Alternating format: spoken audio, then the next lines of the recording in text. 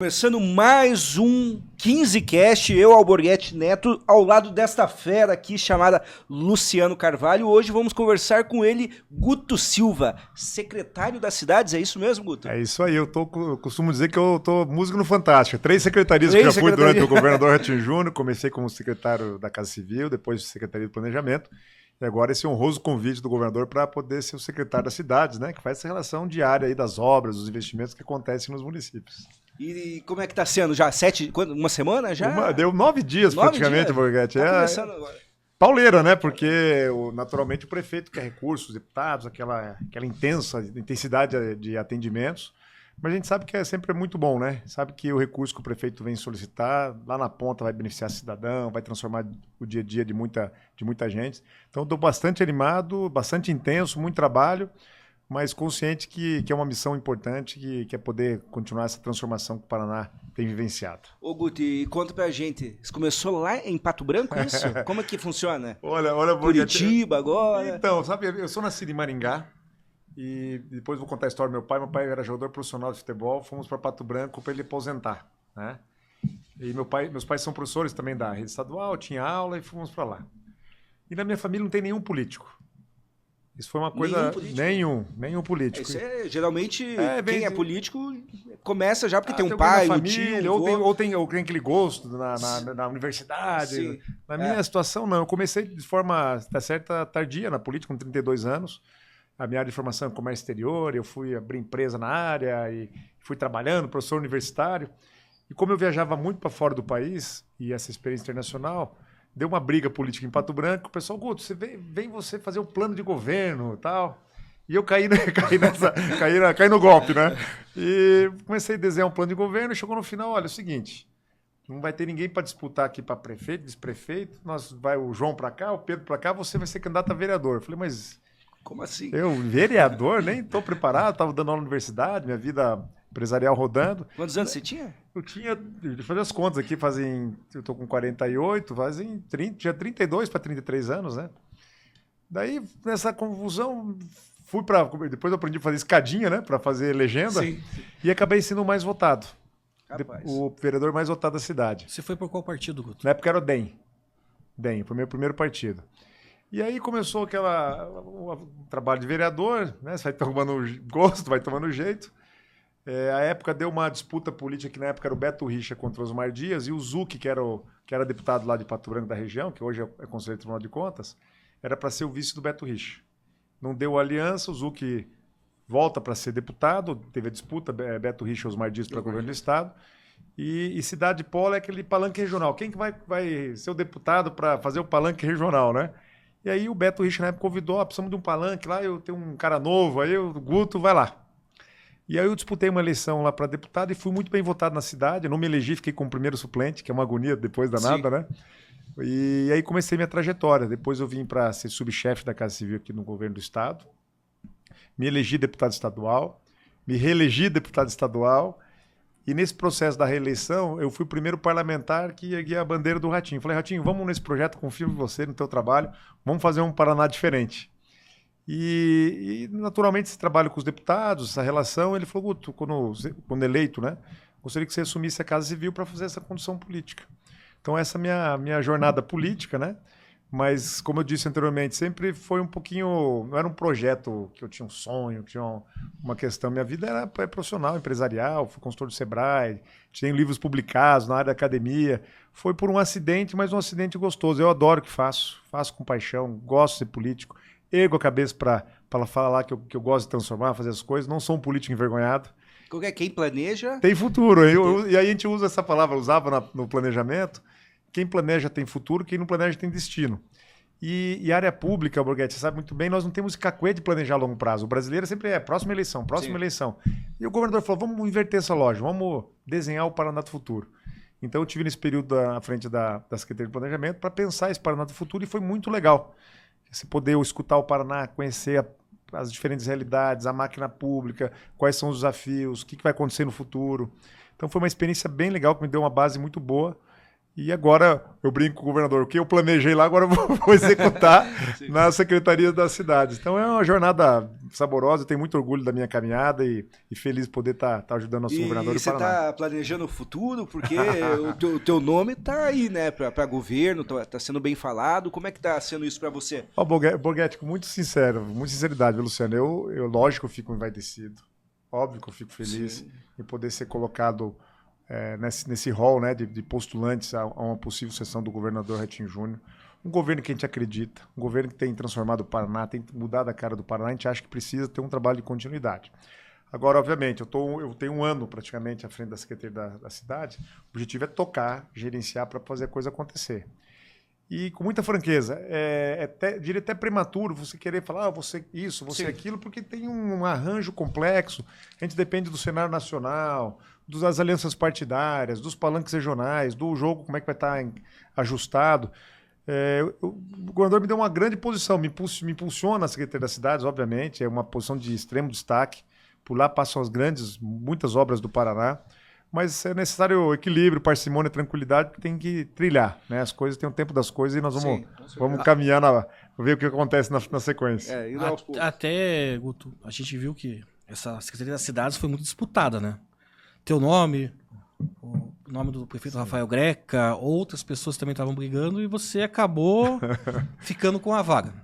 Voltando um pouquinho no passado, em 2022, você tinha uma reeleição praticamente garantida. Não tem como falar garantida porque depende do voto da população, mas pelo teu trabalho, já estava em segundo mandato de deputado estadual, você já estava vindo para uma reeleição garantida. Você pegou, saiu do partido do governador, onde você tinha a cadeira para concorrer, foi para o PP para concorrer ao Senado.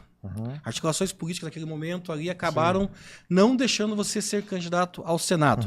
Você não tem medo que aconteça isso de novo? Vamos dizer assim, você saia na frente, igual você saiu em 2022, mudando de partido para ter a cadeira ao Senado, estava garantido dentro do PP a cadeira ao Senado, e chegar na hora, eles falam, Guto, você é novo, espera mais um pouco. Não, medo é uma palavra que não está no meu vocabulário. Sempre foi muito ousado, com vontade de transformar. E aquela época, foi bem lembrado, eu postulei uma possibilidade de disputar a vaga do Senado. E quando veio essa construção, eu tinha feito Era só uma vaga, né? Era uma vaga, né? E eu fiz uma construção com os deputados estaduais e federais. Acabei abrindo minhas bases, né? Chegado o momento, tive que fazer uma mudança partidária porque estava exprimido no PSD. Mas no momento do fechamento, na aliança que nós temos aí com o presidente Bolsonaro, até por questões muito de relações pessoais com o Paulo Martins, acabou aliando para o Paulo Martins fazer disputa. E aí o partido que me sobrava para poder disputar era o Partido Progressista, por isso fiz essa mudança. Não deu certo, né? E a política é isso, não é só a sua vontade. Eu costumo dizer que vaga para majoritária tem que ter o alinhamento dos astros, tem que Deus colocar a mão, porque não é só tua vontade, só o trabalho, depende de outras questões. E aí fiz um processo de muita humildade, recuei e falei, governador, estou aqui para ajudar. Infelizmente não deu certo, lógico que eu tinha meus sonhos, mas vamos voltar a conduzir. Ele falou, Guto, me ajuda a conduzir a campanha, e depois me convidou para a Secretaria do Planejamento.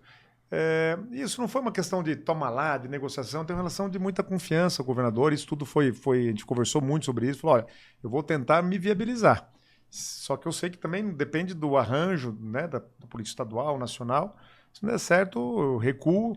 E aí os deputados falam, você é louco, vai ficar sem mandato, né? Porque a tradição política aponta isso. Mas eu sabia que a eleição do Ratinho era muito favorável e que seria gostoso estar novamente no Poder Executivo, que eu acho que tem mais a minha cara, de poder estar contribuindo, ajudando. Então foi um movimento, de certa forma, tranquilo. Lógico que você posterga um sonho, mas é importante saber que nem tudo está nas nossas mãos, no nosso destino, né? Mas hoje, assim, você está postulando ser candidato a governador. Já estamos colocando aqui, né? Eu sei que você foge um pouco do assunto, mas vamos já entrar nesse assunto. Luciano vai na veia, né? Se tiver oportunidade, vamos ver naquela articulação política lá na frente, de vir candidato ao Senado, você toparia ser candidato ao Senado? Olha, Luciano... São duas vagas nessa eleição, né? Não, veja bem, eu sempre fui um cara de grupo, né? É lógico, disputar majoritária é sempre saborosa, você quer estar representando o Paraná. Na época eu tinha um discurso muito, muito conciso e falava que o Paraná é muito grande para nós ficar encolhido em Brasília. O Paraná é muito forte, nosso modelo federativo, a indústria é forte, o agro é forte. Em Brasília eu sinto essa relação, sobretudo no Senado, que tem que defender o Estado, um pouco acanhada. Então eu dizia justamente isso, olha, passamos por reforma tributária, negociação de Itaipu agora com a questão do anexo C, são questões que tem que ir para cima, tem que liderar, essa é a minha visão. Então eu acredito que o Paraná precisa recuperar terreno, sobretudo no Senado Federal, se tem uma coisa mais agressiva, no bom sentido, mais firme, para defender os interesses do Estado. Mas, veja bem, eu estou numa encruzilhada agora, né, num caminho que eu confesso que eu não sei o que vai acontecer na composição. Né? Eu estou pronto, eu estou preparado. Fazendo analogia com o futebol, estou com o meião esticado, camisa para dentro dos shorts, aquecido, pronto para jogar. Tá em campo. Agora, a posição política, eu já estou com essa experiência também de ser secretário em 3 pastas diferentes, né? Muitas vezes é a função do jogador. Agora, lateral esquerdo, centroavante, né? Agora, acho que o governador me pôs para fazer gol. Sim. Então, eu tô pronto. Seu pai foi jogador de futebol, né? Meu pai foi jogador. Qual posição que ele jogava? Meu pai era zagueiro. Meu pai jogou no São Paulo, Guarani de Campinas. Foi campeão pelo Grêmio de Maringá, aí na década de 80, né? Seu pai incentivou você a estudar, né? A estudar. Qual que é essa história? Conta essa história pra nós, que o pessoal tava falando meio por cima pra nós aí. Que ele foi ver um jogo teu quando criança, né? Imagina só, pai é atleta, vida toda, né, criança, ver meu pai jogar futebol, a magia do futebol. Eu falei, quero ser jogador de futebol. Quero ser também. Aí eu nunca esqueço, comprei uma chuteirinha, fui, e meu pai falou, então vai treinar. O Pato Branco, na época, tinha um time na primeira divisão, tinha o juvenil, e eu comecei a treinar no time juvenil. Na época eu jogava de volante. Não é 2 volantes, antigamente era um volante só, a gente falava volante para-brisa, tinha que cobrir os laterais, corria muito, né? E aí eu nunca esqueço, foi um jogo em São Jorge do Oeste, era um jogo lá, um amistoso, e meu pai foi assistir a partida na arquibancada, com a minha irmãzinha pequenininha, não tinha visto, né? Concentrado no jogo. E aí, uns 40 minutos, fui bater um lateral, vi ele com a minha irmã sentado, fiquei feliz, né? Vai gostar da partida, achava que estava indo bem. E aí, voltei com a equipe no ônibus, tudo no outro dia no almoço, segunda-feira, pai, que era um domingo, né? O que você achou da partida? O que você aconselha? E ele, com muita sinceridade, falou, vou fazer um aconselhamento importante para você. Vai estudar. Vai estudar. Não tem intimidade com a bola. Ali acabou minha carreira de futebol, né? E eu segui o ensinamento do meu pai. Fui ensinar, que eu acho que era mais a minha praia, né? Mas pode ficar à vontade, Borghetti, pode ir. Ô Guto, voltando para o estado, o governador está deixando grandes obras no estado do Paraná inteiro. O que você avalia, na sua opinião, qual que é a melhor e maior obra que ele está deixando? A Ponte de Guaratuba, são várias obras, né? Posso falar uma obra que às vezes a gente não vê? Pode, que é a educação. Eu vou explicar por quê. As profissões do futuro estão todas elas atreladas a telecomunicações, a tecnologia, a inteligência artificial. A gente sabe que o futuro passa pela tecnologia. O Brasil, a nossa ineficiência como país, ela é condicionada, como nós temos abundâncias naturais, como o nosso agro é muito forte, o minério é muito forte, acaba escondendo a nossa ineficiência em vários segmentos. Os países desenvolvidos já fizeram esse caminho da educação, de preparar os jovens e crianças. Lá atrás. E isso foi uma aposta que a gente fez lá no começo do mandato, foi uma aposta do governador e a gente embarcou todos nessa canoa, né, que não é furada, que é a canoa da educação, porque isso transforma uma geração. Então, o Paraná hoje tem a melhor educação pública do país, o índice DEB, no ensino médio fundamental. E isso nos enche de orgulho, porque a gente sabe que esse jovem que está crescendo na escola pública, que tem robótica, programação, quando ele ingressar no mercado de trabalho, ele vai poder competir em condições iguais. O menino está na escola privada, vai poder ingressar no mercado de trabalho, atingir os melhores salários. Então, a gente fez uma aposta nessa educação de ponta, vinculada à tecnologia, para poder voar. Esse resultado alimenta a indústria a poder ganhar produtividade. Esse resultado vai melhorar nosso serviço. Esse resultado vai garantir o PIB continuar em crescimento por muitos anos. Então, a educação sempre é um bom investimento. Mas a gente faz um recorte, Luciano Borghetti. Educação, investimento. O Brasil investe muito em educação. Você pegar o recorte da OCDE, os países mais ricos, qual o percentual do PIB eles investem em educação, nós não estamos muito atrás de ninguém. Só que nós investimos mal. A nossa pirâmide é invertida. A gente investe pouco na base e muito na ponta. Então, a gente precisa reverter esse processo. Então, a educação do Paraná vai bem, não tem cama quentinha, nós vamos continuar aperfeiçoando para a gente poder melhorar esses níveis. E eu acredito que essa é a obra mais importante de qualquer governante, que é porque ela olha para o futuro. As obras que estão acontecendo, Ponte de Guaratuba, Ponte lá de Foz do Iguaçu, o Museu Pompidou, que é uma coisa extraordinária, vai acontecer em Foz do Iguaçu, a Fábrica de Ideias aqui na Brahma, no antigo Fábio da Brahma, aqui no Rebouças, perto da rodoviária, quem é de fora. Essas são obras emblemáticas, obras grandes, né? Que deixam o seu legado, mas isso tudo que nós estamos sempre discutindo é o talento humano. Porque olha a conta que a gente sempre faz. Um município pequeno gasta milhões por ano em educação. Depois assume o Estado. O ensino médio é competência do Estado. O Estado investe alguns milhões de reais. Muitas vezes o processo de educação do ensino superior, no caso estadual aqui do Paraná, que temos 7 grandes universidades, investe mais um recurso. A hora que a gente forma esse cidadão, que agora ele vai dar retorno para a sociedade, ele vai embora. Vai para São Paulo, vai para Nova York, vai para Boston, vai para Goiás, sei lá para onde ele vai. Toda vez que isso acontece, nós perdemos. A sociedade perde, é uma derrota coletiva. A gente não pode perder talento. Nosso território precisa vibrar. Nós precisamos ser um Estado que atraia novos talentos, que tenha condições para gerar bons empregos. Sim. E é por isso que a educação faz sentido e, naturalmente, esse trabalho conjunto como sociedade para a gente não perder o jovem. Eu não quero que um jovem aqui da cidade metropolitana venha para Curitiba, senão a cidade perde. Sim. A gente quer que podemos trazer gente de fora, produzindo lá, gerando riqueza. Alguns programas nós inventamos com essa lógica. Tem um programa chamado Talento Tech, que a gente identificou que tinha 50 municípios que tinham dificuldade de renda. Não gera emprego, fora de linha, infraestrutura difícil. Como é que o prefeito vai gerar emprego na cidade? E a gente criou um programa chamado Talento Tech. O que a gente fez? Vou dar o computador para você, eu vou dar bolsa de estudo. Você estuda de manhã na escola, à tarde, com esse computador que nós estamos cedendo para você, você vai entrar num curso de formação. Vou te dar um salário para você estudar meio período. E ao final de um ano, nós, estados, vamos ajudar a contratar você. Mas com uma condição. Nós falamos com as Big Techs, né? Google, Microsoft, toda essa turma falou, olha, nós vamos formar 1.000 alunos no Paraná, de cidades pobres. Só que vocês não podem tirar eles de lá. Pode trabalhar por teletrabalho? Eles ficam lá? Pode. Então, 20 alunos trabalhando com tecnologia, que os salários são acima da média, até 3, 4 mil reais inicial. Você transforma com 20 alunos a cidade inteira. A cidade inteira. Então, essa perspectiva da gente manter desde a cidade pequenininha, com oportunidade, até a cidade grande com condições, isso faz que o território caminhe para frente, vibre, traga gente boa, qualificada, porque está inevitável essa relação de PIB com educação. Sim. Quanto mais qualificado, mais educado, mais resultado na economia. E tem do intercâmbio também, né? Esse é um programa que coisa mais linda. Olha bem, hoje até, na verdade. O Ganhando o Mundo. O Ratinho, na verdade, ele viu esse programa, falou, vou adotar esse programa aqui no Paraná. Se não me falar a memória, esse ano vão 3 mil alunos no ano. Nossa, é bastante. Nós mandamos para Nova Zelândia, Austrália, Inglaterra, Estados Unidos, Canadá.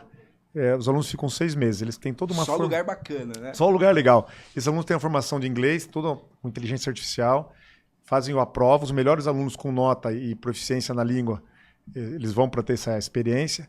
E o que é fantástico não é a língua. O fantástico, ele é para um país de primeiro mundo, esse aluno da escola pública, do município, que às vezes ele nunca saiu da cidade. E ele começa a observar e fala, meu Deus, eu posso transformar minha comunidade. Nós estamos formando liderança. Ele volta para casa, ele já manda na casa, já manda no bairro, já manda na escola, ele já espelha outro aluno, fala, ele foi, eu quero ir também. Sim. Então, esses bons exemplos que nós temos que incentivar a caminhar.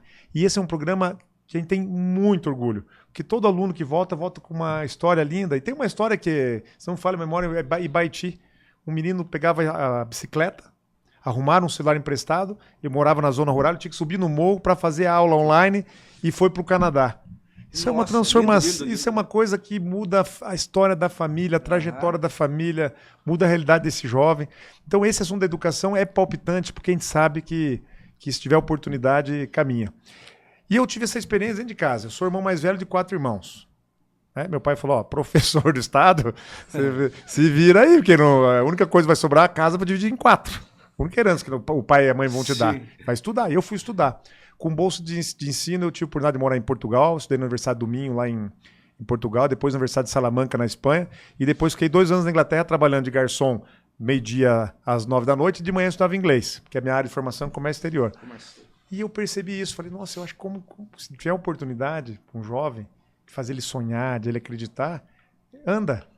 Então, o que nós queremos é colocar essa sementinha do sonho, de grandeza, que ele pode avançar nesses milhares de jovens do Paraná. E, então, esse programa nos enche de orgulho e tem funcionado, que é uma maravilha. Não, é lindo mesmo. É lindo. Guto, acho que o nosso grande problema, não só no Paraná, como em qualquer estado do Brasil, hoje é a parte de segurança.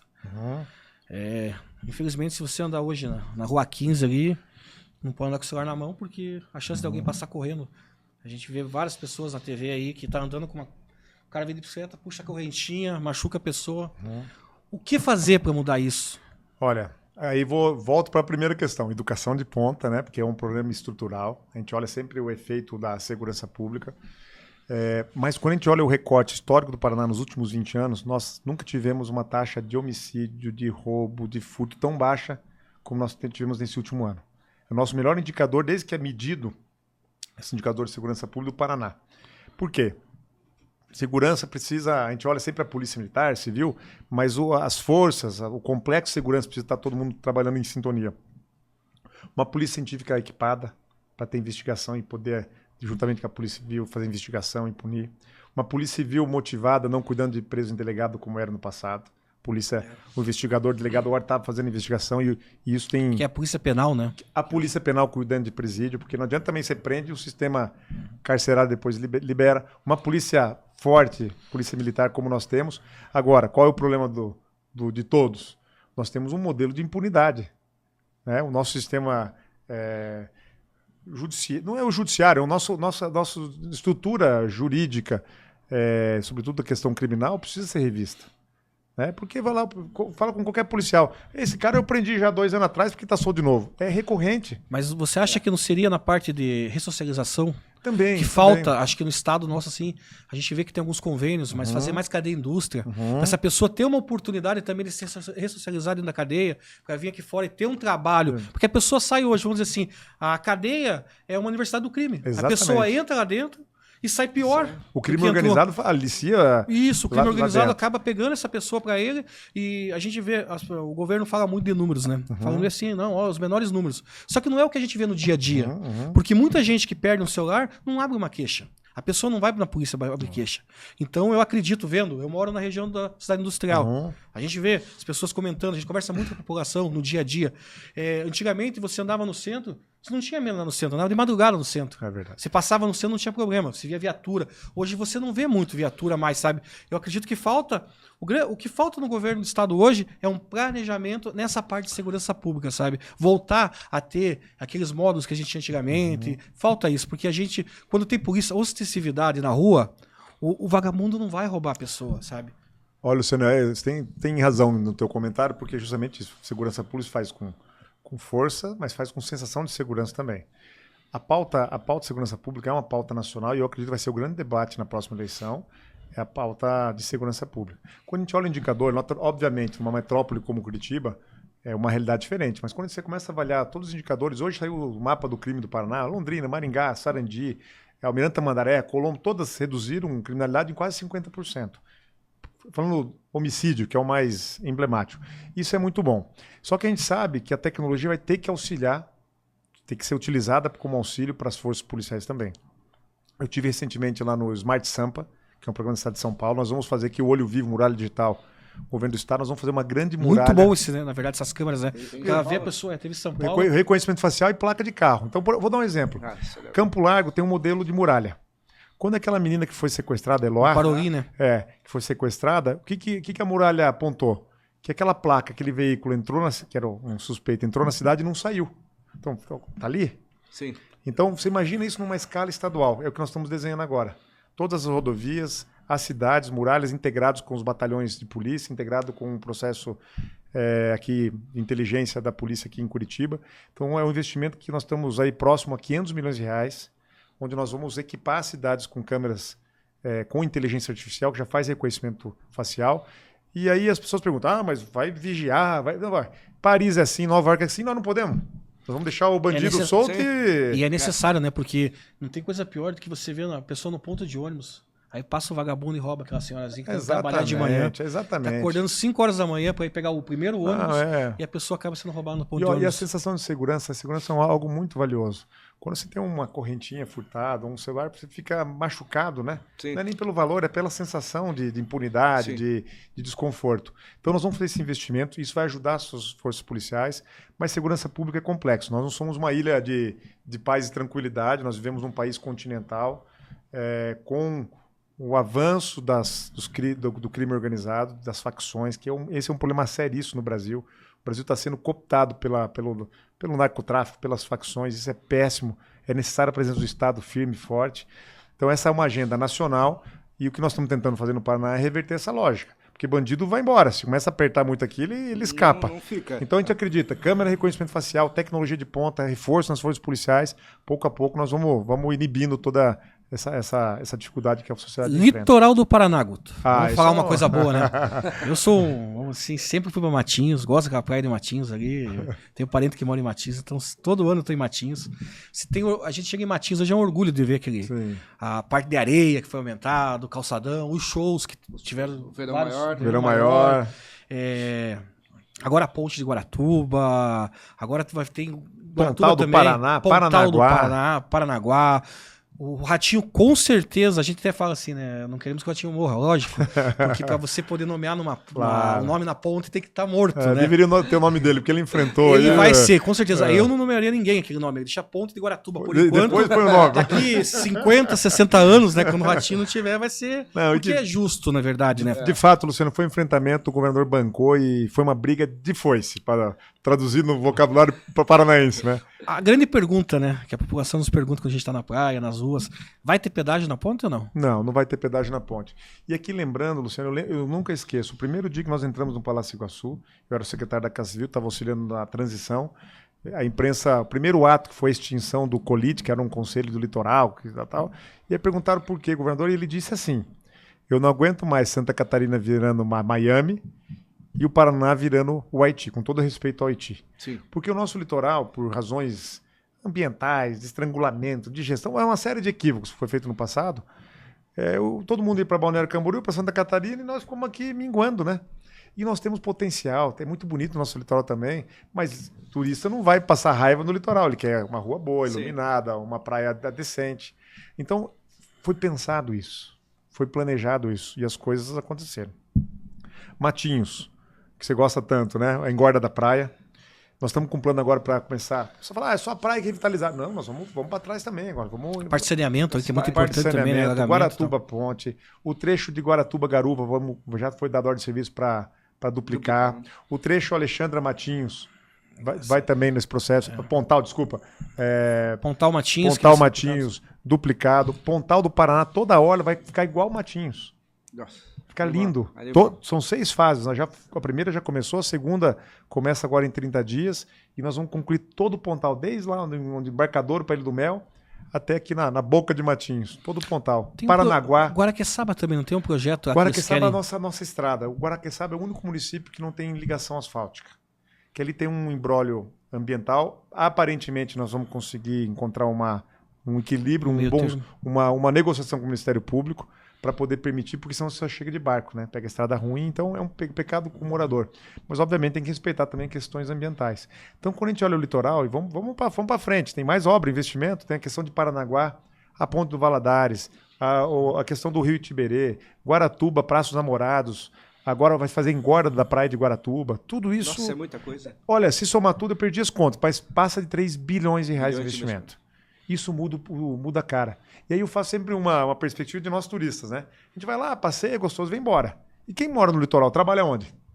Ou é turismo, não tem indústria por questões ambientais, dificilmente vai colocar uma indústria para funcionar. Então é área de serviço. Então você imagina um jovem que nasce no litoral, ele quase é condenado a sair da sua cidade por falta de emprego. Ou é comerciante, ou vai trabalhar na temporada, guardar aquele dinheirinho 9 meses, que vai ter que guardar 10 meses hoje em dia, que a temporada é 2 meses, porque a pessoa não tem um emprego no litoral, né? Tem essa dificuldade. Mas eu tive em Matinhos há umas semanas atrás, que meu primo mora em Matinhos, minha tia, eles estão muito felizes, sabe? Então, né? Eles estão muito felizes assim, eles têm lanchonete lá, eles falam, nossa, foi uma temporada boa, uma temporada o povo tá Quem indo. que é o candidato a presidente deles? Já tem? Lá em Matinhos? Rapaz, não tem Tua família? Depende, né? E é voto secreto, né? Esse é o Ratinho, né? Esse é o Ratinho, né, Borgatão? É verdade, mas o Ratinho a gente não pode falar que é candidato, né? Senão vai ser candidato. A gente ainda acaba jogando ele no... São essas obras que o Guto teve, só foi em 2022, essa época, mas né? eu não posso falar, né, de mim, né?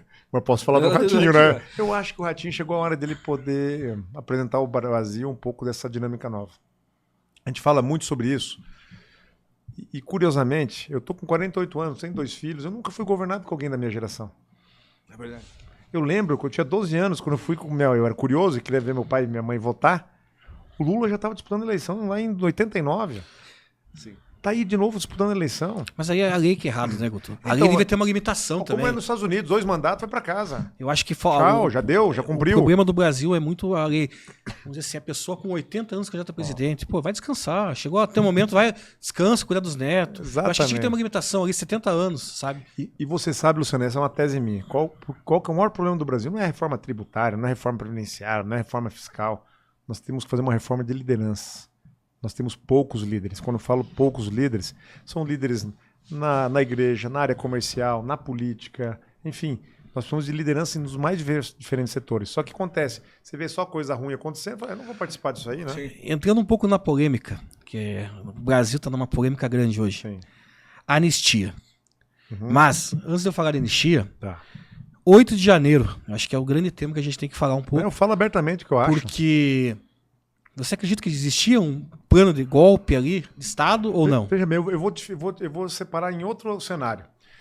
Pode ser que veja bem, uma massa de gente que está lá, alguns possivelmente tinham vontade de dar o golpe, assim por diante. Mas você achar que a mulher do batom, o tio segurando algodão doce na praça, tinha pretensões de dar um golpe, é rabiscar a inteligência Mas aquelas pessoas, social. elas não foram usadas ali também, Guto? A gente analisar assim, aqueles acampamento feito em quartel, a Polícia Federal fez uma investigação muito grande também, vamos dizer assim, porque a gente também, o pessoal fala, a Polícia Federal, ela trabalha para o governo. Não, a Polícia Federal são pessoas formadas, profissionais, que fazem o trabalho deles, o Ministério Público também fez. Essas pessoas tiveram a oportunidade de fazer um acordo para não ir preso, tinha que fazer um curso lá, vamos dizer assim, de democracia, que eu acho que é muito importante. Sem dúvida. Acredito... Não, ninguém é contra a democracia, né? Fica um debate democrático, contra a democracia. Ou seja, você classificado, não, eu sou favorável à democracia, mas acho que naquele recorte das pessoas que estavam ali, possivelmente tinham as pessoas que tinham a intenção de um possível golpe, não vou falar que não tem, mas a grande maioria não tinha. E aqui eu vou fazer uma analogia com o Paraná, por isso que eu falo minha tese. Eu era deputado na época, houve paralisação da votação na Assembleia, o sindicato entrou, quebrou, dormiram dentro da Assembleia. Eu lembro. É golpe à democracia ou não é? Então peraí. Não, foram tipificados e eu acho que não foi preso ninguém, por baderna.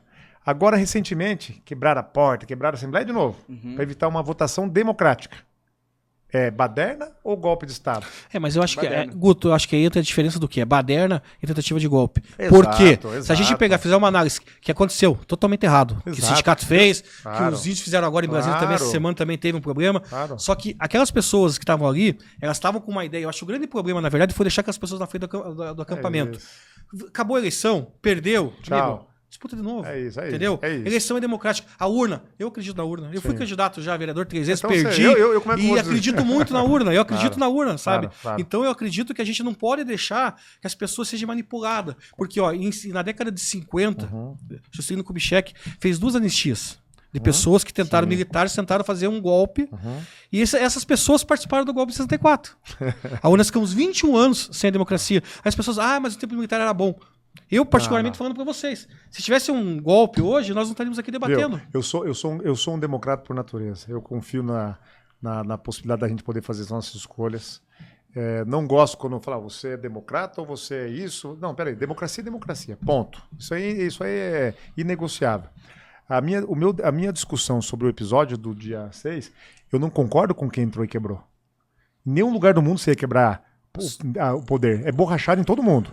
Aqui, tem que prender. Aqui na Mas França, não com a Estados punição Unidos. que foi também Aqui sabe na por quê? França, Estados Unidos. 14 anos Aí uma a primeira pessoa, pergunta, não tinha força policial nenhuma ali, tava a coisa meio bagunçada. Tudo bem, vamos descartar essa possibilidade. Agora, a tipificação da mulher do batom ficar 1 ano presa, eu acho um exagero. Concordo. Eu acho um exagero. Agora, possivelmente alguém com história, com provas que queira dar golpe, tem que ser punido como golpe. Mas no meu entendimento, a grande maioria do que estava lá em janeiro no Planalto Central, a grande maioria não tinha uma intenção visível, estava naquele confusão de A gente eleição. está vendo eles punindo os pequenos, né? Exatamente. Mas até agora não chegou nenhum grande ainda, né? Vamos dizer, quem grande foi punido, vamos dizer que estava organizando, tá faltando, acho que é isso. É isso. Porque essas pessoas têm que ser punidas. E ficou aquela coisa difusa, você não consegue controlar a massa. É que o chamado efeito manada. Aí vai no estádio de futebol, um xinga, todo mundo começa a xingar. Um invade o campo, invade mais 10. Que é aquela euforia coletiva e as pessoas se equivocam e erram. Eu acho que ali aconteceu um pouco desse processo, que é um processo social, humano, né? tá ali, tá naquela tensão, naquela vibração, xingando, falando não sei lá o quê. E na verdade, a política hoje, esse negócio de esquerda e direita, Guto, Ah, eu acho que é uma palhaçada. Desculpa falar. As pessoas ficam, vários amigos, né? Ficam, porque tem que matar um, tem que matar. Gente, ninguém tem que matar ninguém. Você no grupo brigando na família. Tá uma confusão danada. Falando em direita, tarifaço do Trump. Vamos falar. Afeta o Paraná? Ó, Você que é da área, né? Na verdade, sou da você área. é do comércio exterior, né? Eu tenho conversado com o governador Ratinho, que ele está nos Estados Unidos. A gente falou ontem sobre esse assunto. E eu tive recentemente nos Estados Unidos e também vi que o Trump está com popularidade em baixa, inclusive com os republicanos. Que uma coisa é tarifaço, uma coisa é instabilidade. O americano também não gosta de solavanco na economia. Bolsa caindo, perdendo dinheiro, ninguém gosta, né? Eu acho que nós temos uma grande oportunidade. Veja bem, o mundo polarizado China e Estados Unidos, que é uma guerra fria silenciosa, é um jogo de eixo. A minha geração, a gente falava O Mundo é Plano, é um livro do Friedman lá de 1900 e pedrinha, que são as cadeias produtivas horizontalizadas. Pega um carro, tem produto de 100 nacionalidades que vão montar esse carro. Oxe, o mundo é plano, as cadeias horizontais. E nessa conversa, a China virou a indústria do mundo. Virou a indústria do mundo. E foi ganhando terreno, constituiu uma grande classe média, começou a investir em defesa, começou a investir liderando inteligência artificial, uma série de questões. Os Estados Unidos acendeu a luz amarela. Eu não sei se a medida do tarifaço contra a China vai surtir o efeito que o Trump imagina, mas para o Brasil vai ser, vamos lá, acredito que vai ser muito bom. Por quê? Basicamente, o que a China tarifou, e é importante lembrar, os Estados Unidos é o maior concorrente na área de alimentos com o Brasil. São os dois grandes produtores. Os Estados Unidos exporta muita soja, muito milho, muita comida para o Oriente, né? Então, o que a China fez como retaliação? Não, então subiu a tarifa lá 30% para a soja, milho e assim por diante. Quem é que produz no mundo mais soja e milho? Somos nós. E é importante lembrar, a China já é o parceiro comercial mais importante do Brasil há mais de uma década. Nossa balança comercial é movimentada e é o principal ator, sobretudo na compra de alimento para a Ásia. Então, para o Brasil, eu acho que essa disputa faz bem. E, por outro lado, se nós tivermos inteligência e capacidade, os Estados Unidos está desindustrializando, buscando novos locais. A Índia, pelo grande mercado consumidor, é um player importante, cada vez mais relevante nesse cenário. E eu acho que o Brasil, que na esfera do Atlântico, pode ter capacidade de trazer grande parte dos investimentos e a gente poder realinhar esse processo geopolítico aqui também com os Estados Unidos. Eu acho que tem oportunidades, né? Agora, nós vamos ter um mundo turbulento. Um gritou truco, outro 6. A gente não sabe exatamente qual vai ser o fim dessa história, mas o que é, de fato, é uma nova dinâmica global, né? Hoje você vê assim, qual que seriam os produtos assim que saíram na frente? 35% do PIB do Paraná está vinculado ao agronegócio. Esse 35% vai ter valorização de valor, não tem nenhuma dúvida disso, né? Por outro lado, nós temos também as indústrias importantes. Temos aqui montadoras, um parque industrial de veículos automotivos muito forte. Esse pode ser que seja prejudicado em função dessas mudanças de tarifas. Agora, o Brasil tem uma característica que a gente não pode esquecer. Nós somos um grande mercado consumidor. Esse país continental com mais de 200 milhões de habitantes tem robustez para sobreviver nesse conflito. É diferente de um país extremamente dependente de exportação, que tem que buscar mercados e um mundo instável. Então, o Brasil se reposicionar, se organizar. Nós somos bons em perder oportunidade, né? Nunca vi o negócio, né? Não, e a tarifa para nós ficou baixa também, ficou né? Baixa, porque o Brasil tem um certo equilíbrio. Então, eu acho que a gente vê sempre o copo cheio e o copo meio vazio, né? Eu acho que o Brasil tem oportunidades. Por quê? Na questão da transição energética, questão de biocombustíveis, nós somos líderes globais. Na questão de debate de agronegócio, nós somos líderes globais. E quando a gente faz um recorte do Paraná, o Paraná é o maior produtor de energia do Brasil. 17% da energia de todo o Brasil é produzida no Paraná. Sendo que 98% é limpo. Esse negócio de transição energética nós já fizemos faz tempo. Comida. 17%? 17% do Brasil. Lógico que Itaipu dá aquela alavancada, mas é muita coisa. A produção do maior produtor. Mas a Copel tem bastante usina também, né? Tem a Copel usina, fotovoltaica, biomassa. O Paraná além do supermercado do mundo, como o governador fala, também é a usina do mundo. A usina do Brasil, né? Então, isso, energia limpa. Então, nós temos oportunidade de atrair investimentos com essa pegada verde, descarbonizada e assim por diante. O nosso agro, um dado curioso, que eu sempre falo, a população do Paraná, nós estamos em 11,5 milhões de habitantes, vamos chegar em 2044 no ápice, 12, alguma coisa. Nós depois começamos a decair. Todos os dias são abatidos no Paraná 12 milhões de frangos, de aves. Nossa. Nós somos o maior produtor de proteína animal do mundo. Não é do Brasil, não é é do mundo. Do mundo. Então o Paraná é cachorro grande, né? No suíno vão passar a liderar agora as exportações, com a fábrica da Firmeza lá em Chateaubriand. De frango, essa massa das cooperativas, que é algo extraordinário que acontece. Tilápia, já somos o número 1. Então o Paraná tem essa vocação, essa força, né? Que vem do campo, que gera valor, que agrega valor. Então eu acho que é um momento para a gente poder aproveitar. Se tiver inteligência, tiver sabedoria como país e unidade, a gente vai avançar. Agora, o governo federal precisa fazer sua parte. Porque as mensagens que nós estamos mandando para fora é muito ruim. É déficit nominal. São bilhões de déficit nominal. Como é que um país sério, que queira receber investimento, que queira dar tranquilidade, é sempre uma confusão. O dinheiro internacional, o dinheiro privado aqui já é risco. Imagina o dinheiro internacional para pôr dinheiro aqui para produzir. Taxa de juros 15%. Essa instabilidade que fala assim, ó, não produza, deixa o teu dinheiro aplicado. Ele estimula o correntismo. Então tem que inverter essa lógica, né? Um país tão rico, tão próspero, com tanta coisa boa, precisa de um ambiente sério para poder avançar. Ontem o Emílio Fraga, né? Acho que era que foi ministro do FHC. Ministro, né? Ele falou desculpa falar a palavra bobagem, né? Que ele quer Eu não segurar vi, o salário mínimo, na verdade. Ele falou que o salário mínimo devia ficar por 6 anos sem subir. Gente, ele quer chegar no mais pobre, não é no mais pobre que você tem que cortar. Vamos ser real. Vamos cortar onde? Vamos mudar a Constituição do Brasil, o repasse que passa para as câmaras de vereadores. O modelo federativo, vamos voltar um passo para trás. É uma questão que vai ser difícil corrigir. Com todos os respeitos a todos os estados brasileiros, nós temos aqui 3 senadores, como tem Santa Catarina, como tem o Amapá, como tem o Sergipe e assim por diante.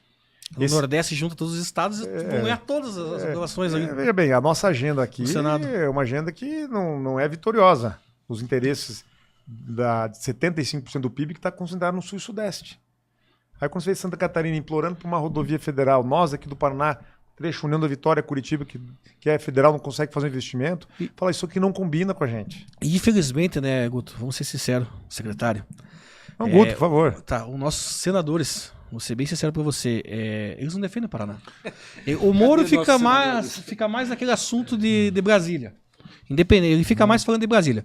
O Flávio Arnes, a gente não vê. O Flávio Arnes, o Oriovisto também não. A gente já teve senadores até de oposição, situação, mas que defendiam o Estado. E o Senado é para isso. O papel do senador é defender o Estado. Sentar com o governador, independente do que você pense, sentar com o governador. Governador, o que nós temos que defender? O que nós vamos defender? E, se você pegar quem manda em Brasília os senadores, é tudo do Nordeste. Olha, a mesa diretiva do Senado não tem nenhum senador do Sul e Sudeste. Nenhum do Sul e Sudeste. É uma coisa, fala, não, que mundo é esse? Presidente de qual estado? O presidente é do Amapá, né? Então, assim, uma coisa, com todo respeito ao Amapá, sim, mas não tem um do Sul e Sudeste representando. E aqui, Luciana, você tocou no assunto que eu vou reforçar. O Senado representa a figura, a instituição do Estado. A Câmara dos Deputados representa o povo. O deputado representa diretamente a população. Tem assuntos de Estado que estão avançando. Vou dar um exemplo aqui. A negociação de Itaipu, anexo C. Qual que é a visão do nossa estrutura Senado? A reforma tributária foi um Deus nos acuda, uma série de lobbies que precisava ter mais intensidade. Então, assim, não é uma crítica velada, eu acho que precisa posição, precisa erguer a voz do Paraná. O Paraná é muito forte, é a 4ª economia do país. São Paulo, Minas Gerais. Né? Tá faltando um pouquinho do paranense ter um pouco mais de orgulho de ser paranaense e brigar. O Paraná é um estado grande, não podemos aceitar isso aí. É legítimo, nós somos a maior população da região sul. Nós somos a 5ª população do Brasil, 4ª economia. Um povo que só sabe trabalhar, um povo que vai à frente, que garra, que quer condições de vida melhor.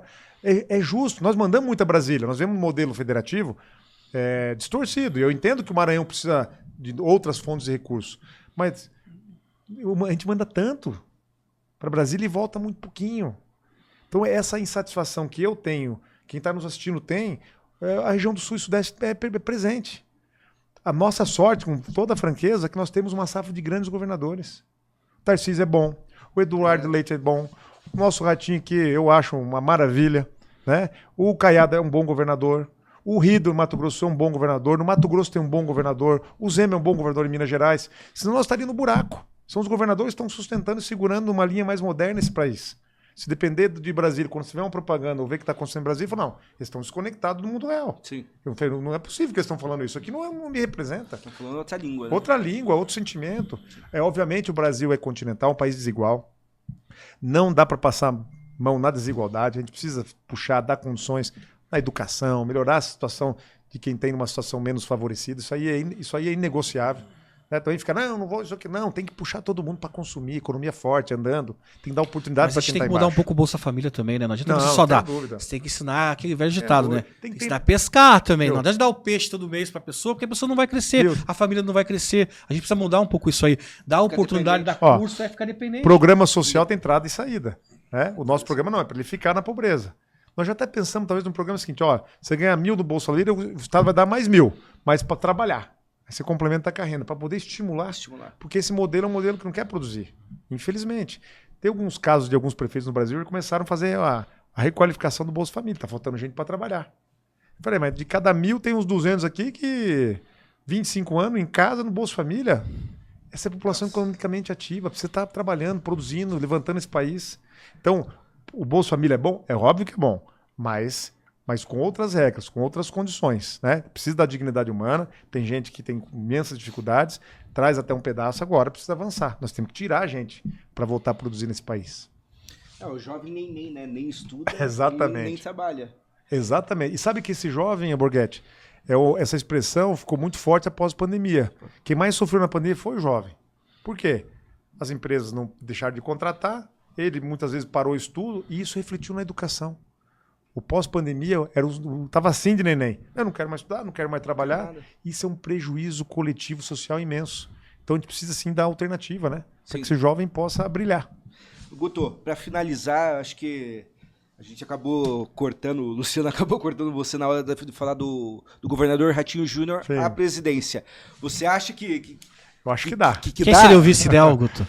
Bom, vice, não sei, mas o que eu acho que o Ratinho é uma candidatura super viável? Primeiro, governador por 2 mandatos, bem avaliado, de um estado importante, com obras, com apoio popular, com equilíbrio, com bom senso, botando a coisa para rodar. Segundo, tem o pai, que é uma figura muito querida nacionalmente, que entra todos os dias na casa de 40 milhões de telespectadores no Brasil e consegue colocar o nome Ratinho no Nordeste, em regiões mais longínquas do país.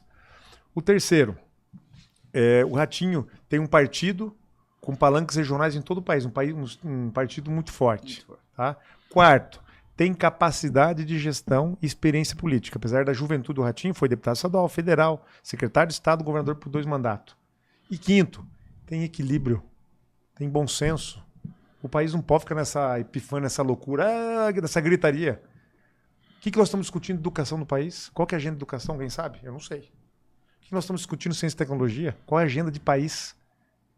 Qual é a agenda para a saúde, para a segurança pública, nós falamos agora, uma ação integrada com os estados? Qual que é a agenda? Me apresenta, me conta, não sei. Nós estamos discutindo um monte de coisa, mas discutindo o país é a única coisa que não tem discutido. Chegou a hora de discutir o país. Quem seria o vice, Guto? Você acha do Nordeste? Teria que ser alguém do Nordeste, eu acredito, né? Eu não sei se essa conta... Veja bem, eu acho que o Ratinho tem esse trunfo. Como o pai entra bem no Nordeste, talvez pode ser uma mulher de outra região. É uma questão que não sei se tem que obrigatoriamente fazer esse encaixe. Talvez uma disruptura. Então vai para cá, não sei te responder essa pergunta. Eu acho. Muito cedo, né? Eu acho, minha opinião, tá? Eu colocaria alguém não político. Um empresário né? de outra região Assim queira como ele fez participar, aqui no queira estado, contribuir. Né? Eu traria uma figura diferente. Com o Darcy. Com o Darcy foi uma boa experiência. Traz outra leitura, traz um oxigênio diferente. E se você pegar na história também, né? A primeira eleição depois da ditadura, do voto direto, foi eleito Collor, não? A democratização. Tancredo foi voto do Congresso. Que não passou aquela eleição. Foi o Collor, 89. 89 o Collor foi eleito presidente com, acho que 39, era novo. Super jovem, Governador de qual estado? Alagoas. Então quer dizer o quê? Por que não o Ratinho, que é governador do 4º maior estado do Brasil, economicamente? Luciano, convenhamos, quando nós tivemos presidente? Santa Catarina já teve, Rio Grande do Sul teve mais de 8, 9, São Paulo nem se fala. O café com leite, Minas Gerais, nós nunca tínhamos nenhum. Então vem cá, nós não conseguimos exportar essa metodologia que está fazendo no Paraná, que não tem susto, não tem grito. Tem organização, tem planejamento, tem execução, tem métrica, tem medição, tem o que tem que ser feito em gestão pública. Nós não conseguimos adaptar isso para o Brasil? Acho que consegue. Eu acho que o empresário seria uma boa ideia, igual o próprio Lula em 2002, que pegou José Alencar. Sim. Que foi o vice dele. Esse equilíbrio, né? Porque o governante, Luciano, eu acho que é importante, em qualquer esfera, ter capacidade para escutar o que a rua está dizendo, o que a sociedade está dizendo. O mundo político fica no ar rarefeito, né? Brasília, então, não encontra nem oxigênio. É um mundo Bolha, próprio. né? Fica uma bolha vivenciada e não consegue ter esse tempero de rua. Então eu acredito muito no Ratinho como um candidato potente, forte, jovem, com uma dinâmica diferente, já testado na urna, testado na gestão. Eu acho que é a hora. Você que tá sempre com ele quer? O Ratinho é muito pragmático, um pouco também, ele tem muita experiência política, ele sabe que também não depende só do desejo dele, né? Que depende do alinhamento dos astros. Sim. Precisa da mão de Deus, falar, você vai ser o instrumento para poder organizar esse país. Mas veja que ele está pronto, se preparando. Ele já começou a trabalhar. Está se preparando. Está correndo atrás. Eu acho que vamos ter uma candidatura muito competitiva e dependendo do cenário, vamos ganhar essa eleição. Guto, conte pra nós uma fofoca aqui de Curitiba. O Eduardo te procurou. E qual que é os projetos para Curitiba que a Secretaria de Cidades vai eu tenho conversado com ele. Hoje mesmo eu estava com o Eduardo junto com o Gilson, que é nosso presidente da MEP, da Agência Metropolitana. E o Eduardo tem feito esse trabalho muito focado também no centro, de devolver o centro aos curitibanos. Hoje nós falamos sobre o Terminal do Guadalupe, a possibilidade de fazer uma revitalização. Nós estamos falando muito da Fábrica de Ideias, que é no Rebouças, que vai ser um epicentro de inovação, cultura. Que a região precisa revitalizar, né? Porque a rodoviária virou uma cracolândia, na verdade. E tem um projeto que nós estamos quietinho, trabalhando a quatro mãos, que é o Novo Pinheirão. Um centro de eventos, um centro de novas possibilidades para Curitiba. E foi pensado, porque é o seguinte, o aeroporto de São José dos Pinhais começa em julho a nova pista, terceira pista. Vai ser possível com a terceira pista, voos internacionais diretamente de Curitiba para os Estados Unidos e para a Europa. Nossa. Hoje nós temos aqui o Mercosul, né, com voos conectando. Isso muda a dinâmica aeroportuária e de conexão. São Paulo acabou absorvendo todo o setor de entretenimento, de eventos de negócio, porque tem equipamento. Curitiba hoje quer fazer um grande evento, quer fazer uma Copa em Curitiba, não tem lugar. Qual onde vai fazer? Não tem. Eu quero fazer um jogo, exibição, um mundial de vôlei. Onde você vai fazer? Não tem. Então, pensando nisso, nesse eixo aeroporto-Pinheirão, nós fizemos a desapropriação do aeroporto, estamos trabalhando no projeto. É um investimento de R$1 bilhão que nós vamos fazer com a iniciativa privada. E ali vai ter bulevar, uma arena multiuso esportiva, um centro de convenções de primeiro mundo, para a gente reposicionar Curitiba como um setor importante de serviço e hotelaria, para poder trazer grandes eventos esportivos, empresariais, porque isso deixa muito dinheiro na cidade. E nós vamos concorrer com São Paulo, esse é o objetivo. O planejamento que falta em Curitiba, Guto, acredito que deve ser um estudo que você já deve estar fazendo, é o nosso contorno, né? Eu moro perto do contorno, então, ali para tudo. Não, mas já tem, então vou lhe dizer, vocês passam todos os dias pelo contorno sul, você está falando contorno sul, né? É o sul, norte e leste, porque pega o mesmo, né? Do contorno sul são 60 mil veículos por dia. É muito carro, muito caminhão, tráfego pesado, você conhece bem. Pensando nisso, nós já começamos, tá? O processo de um paralelo, estou batendo aqui no microfone, de um paralelo ao contorno sul. Vai sair lá de Balsa Nova conectando com Araucária. Quem vem à região sul, você vai desafogar a expectativa e reduzir 30% do contorno sul. Não. O contorno norte é artérias, é concessão rodoviária. Nós estamos negociando com artérias para iniciar agora também nessa negociação, novo pacote de concessões, fechar a iluminação, dar uma condição que é extremamente perigoso o contorno norte. Apenas esses dois braços nós acreditamos que vai desafogar de uma forma extraordinária esse tráfego, né? Sem contar o eixo 116, agora lá Fazenda Rio Grande, que vai também ter toda uma nova estrutura de trincheira, viadutos. Então, veja bem, esses investimentos, mais os investimentos do pedágio, quais são? Quadruplicação do trecho de Campo Largo até o Purunã, onde vem toda essa produção e acumula. E hoje Curitiba passou a ser o grande gargalo. Vem toda essa produção do interior, um pouco vai para Paranaguá, vai para São Paulo, desce para o sul, né? Isso, e acaba concentrando todo nesse eixo viário aqui na região metropolitana. Então nós estamos já avançando com esses projetos, não é uma coisa que nós vamos fazer ordem de serviço dada, recurso na conta, para fazer esse novo contorno. Nós acreditamos que vai desafogar o contorno sul e depois com os investimentos do pedágio nós vamos de uma forma definitiva resolver. O pedágio antigo puniu demais o Paraná, né? Tarifa caríssima e nem se fala a obra que ninguém viu. Ninguém viu, só desapareceu. Agora não, contrato sério, tarifa adequada, mas obra para poder acompanhar. Mas vão fazer no começo já do pedágio, né? Porque do Jaime Gari também. Quando lançaram na década de 90, você foi o primeiro pedágio, né? Sim. Mas vai ser uma maravilha. Sim. A gente viu que o pedágio foi vindo ano, mudou o governador, eles mudaram os projetos para diminuir o valor da tarifa, não diminuiu, apenas não aumentou e acabou não saindo as obras necessárias para a cidade. Foi uma roubalheira, né? Esse modelo de pedágio. Vamos falar o português claro. Nós tivemos a oportunidade de mudar essa trajetória. O governador Ratinho se empenhou pessoalmente na possibilidade de ter esse trinômio: transparência, obra e preço justo. Nós estamos muito confiantes, a gente tem conversado com as empresas de pedágio, já começaram a fazer os investimentos, e no ano 3 já começa grandes obras. A EPR, que pegou o trecho ali de Jacarezinho, já está fazendo obra, antecipando obra para poder avançar. Então nós vamos ter obra boa no Paraná. Em 5 anos vai ser um canteiro de obra, vai ser de pouco difícil a gente trafegar, mas nós precisamos duplicar, triplicar, dar essa estrutura. O trecho que vai aqui para São José dos Pinhais para a praia, tá? O pessoal da EPR já se falou, olha, nós vamos já ampliar a caixa ali próxima à Renault, aquela estrutura, já para poder antecipar esses investimentos, porque significa melhoria nesse fluxo diário. Então eu acredito muito que nós vamos ter uma nova condição daqui 2, 3, 4 anos na estrutura rodoviária, que é importante para o nosso escoamento de produção e, obviamente, dar tranquilidade ao cidadão. Guto, quero agradecer. Ô, Borghetti, obrigado. O nosso tempo. Nossa, foi demais aqui, né, vai? Tá louco. Não, mas foi boa, a conversa foi boa. Luciano, quer finalizar? Mais alguma pergunta? Quero agradecer também você, Guto. Eu acho que as perguntas foram feitas. Deixamos uma próxima oportunidade para a gente aumentar as perguntas. Vamos receber ele como aí vai estar mais perto da eleição, vamos saber se é candidato ao Senado. Ver se ele fala alguma coisa, né? Alguma coisa do homem. Porque nós precisamos também ter bons candidatos ao Senado, né, Guto? Porque não tenho dúvida, eu acho que precisa candidato eu pra até tudo, brigo né? com as pessoas hoje, né? Nós temos senadores, vão até brigar comigo. Água divina. Porque depois que você esquenta a vina, depois que você esquenta a vina, não serve pra nada aquela água. E nós precisamos de pessoas que lutem pelo Paraná. Falta um bairrismo. Acho que o político paranaense tem que brigar mais. Entendeu? O nosso setor do agro é competitivo, é forte, é porreta. Nossa indústria é forte. Nós precisamos e merecemos uma política consistente, que defenda o Paraná em primeiro lugar. Em qualquer esfera, para governo, para Senado, para deputado, nós precisamos vibrar. Esse Estado é potente. A gente tem que saber o tamanho que tem. Então, volto aqui com vocês. Agradeço o convite. Foi muito gostoso estar aqui, Luciano, Borghetti, por essa oportunidade de falar um pouquinho de Paraná, né? Até falei demais. E aqui sempre as ordens para a gente poder fazer esse debate desse futuro do Paraná que a gente ama tanto. Valeu, Guto. Obrigado, Guto. Valeu. Até valeu.